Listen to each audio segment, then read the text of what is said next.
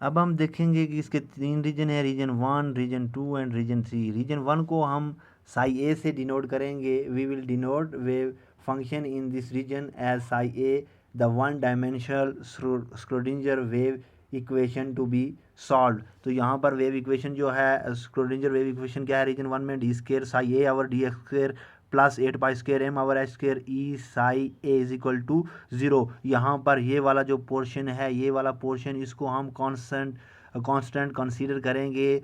तो ये किसके इक्वल होगा, k1 स्केयर के इक्वल होगा। 8 pi square M E over H square is equal to k1 square. जब हम इसको मैथमेटिकली हम इसको सॉल्व करेंगे तो हमारे पास क्या होगा, we obtain the corresponding solutions. Psi A is equal to A E iota k1x plus B E minus I iota k1x। अब इस पर जो है वो मैथमेटिक्स को अप्लाई करने के बाद हमारे पास ये है, the first part of wave function is the incident wave representing the particle approaching barrier to and part in reflected wave. यानी यहाँ पर ये दो पार्ट हैं इसका। एक ये जो फॉरवर्ड वेव जो है वो इस पर जो है वो टकरा रही है, और टकराने के बाद एक रिफ्लेक्टेड वेव जो वापस बाउंस बैक कर रही है। तो इसके क्या हो गए, दो पार्ट हो गए रीजन 1 के। अब हम जब जाते हैं रीजन 2 की बात करते हैं, inside the barrier. Inside के द बैरियर क्या होगा, हमारे पास स्क्रोडिंगर वेव इक्वेशन को जब हम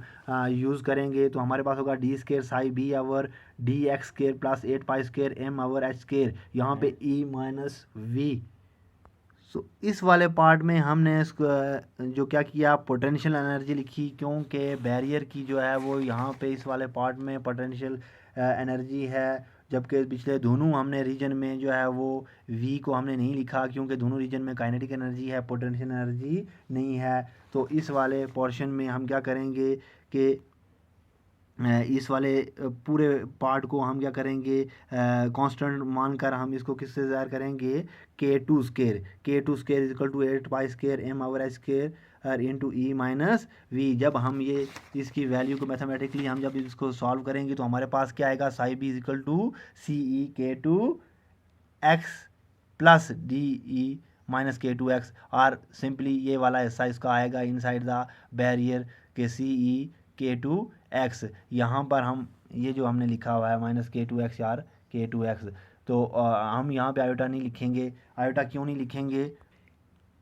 it should be noted that iota is not needed in the exponential because here psi b does not represent an oscillating wave, it is an exponential decay function। क्योंकि यहाँ पर v not greater than e है, इसलिए iota नहीं लिखेंगे। अब हम जब बात करते हैं रीजन 3 की, यहाँ पे साई सी की, तो यहाँ पर जो स्क्रोडिंजर वेव इक्वेशन होगी वो होगी D square psi C over D X square plus 8 pi square M E over H square psi C is equal to 0।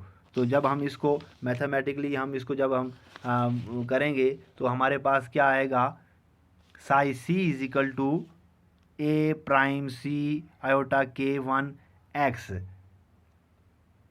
अब हम देखेंगे कि as we have to consider only the particle moving from the barrier because there are no particle approaching the barrier from other side. यानी कि ये वाला third वाला portion है, यहाँ पर जो है वो क्या होगा, सिर्फ एक ही हिस्सा इसलिए है कि यहाँ से ये जो वेव आ रही है, ट्रांसमिटेड वेव है, ये वापस किसी चीज़ से टकरा कर बाउंस बैक नहीं होगी, यहीं पर ही रहेगी। इसलिए इसका जो फंक्शन होगा साई सी का वो क्या होगा, ए प्राइम ई की पावर आयोटा k1x।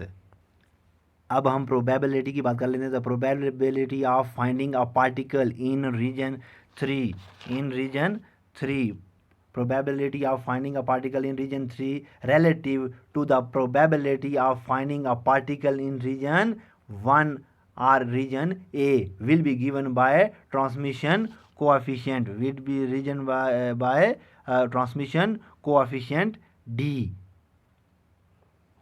सो ट्रांसमिशन कोएफिशिएंट डी रीजन 3 में इलेक्ट्रॉन के पार्टिकल के पाए जाने के चांस, यानी कि जो ट्रांसमिशन कोएफिशिएंट या ये जो डी है ये क्या है कि ये रीजन 3 में इलेक्ट्रॉन के पार्टिकल के पाए जाने के चांसेस या प्रोबेबिलिटी, इसको ट्रांसमिशन कोएफिशिएंट डी कहते हैं। अब डी इज इक्वल को मैंने शॉर्ट फार्मूला लिख दिया है, D is equal to 4 over k2 over K1 plus K1 over K2 all square e⁻²K2a, ये एक फैक्टर है, इसको हम क्या कहते हैं, transparency factor. This is called transparency factor.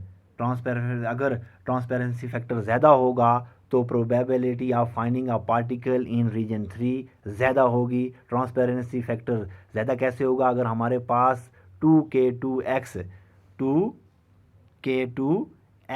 हमारे पास क्या होगा, कम होगा, तो ट्रांसपेरेंसी फैक्टर ज़्यादा होगा। ट्रांसपेरेंसी फैक्टर ज़्यादा होगा तो पार्टिकल के जो मिलने के चांसेस हैं वो क्या होंगे, ज़्यादा होंगे।